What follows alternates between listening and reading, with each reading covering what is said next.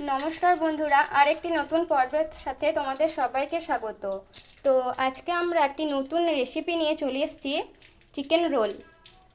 Chicken রোলের জন্য কি কি উপকরণ লাগবে সেগুলো তোমরা আজকে দেখে নাও। প্রথমেই তো লাগবে চিকেন কিমা, তারপর লাগবে টমেটো কুচি, লঙ্কা কুচি, পেঁয়াজ কুচি, আদা রসুন কুচি, জিরে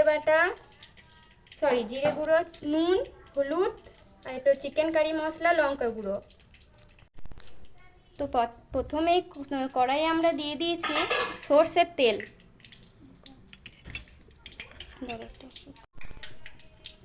তারপরে আমরা দিয়ে দেব কাঁচা লঙ্কা ফোড়নে,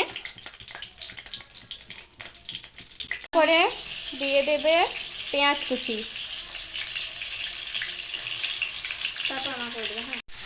পেঁয়াজটা টমেটো একটু ভাজা ভাজা হোক, তারপরে দিয়ে দেবো আদা রসুন কুচি। একটু ভালোভাবে ভাজতে হবে আদা রসুন কুচিটাকে। এই যে তারপরে আমরা চিকেন কিমা সেগুলো পেঁয়াজের মধ্যে দিয়ে দেবো। তারপর একটু ভালো করে নাড়াচাড়া করতে হবে। এই যে ভালো করে নাড়াচাড়া করছে। তারপরে দেবো জিরে গুঁড়ো, লঙ্কা গুঁড়ো, চিকেন কারি মশলা, লবণ আর হলুদ দিয়ে ভালোভাবে ভাজতে হবে। তারপর কিছুক্ষণের জন্য ঢাকা দিয়ে দেব। এরপর চিকেন কিমাটা হয়ে এসছে, তারপর নামিয়ে নেব। দেখো আমরা এই চিকেন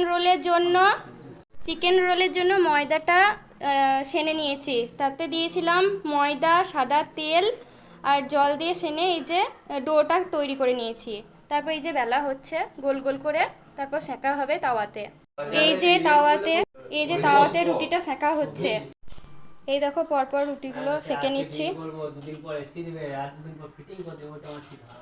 তারপরে এই রুটিটা দেওয়া হলো।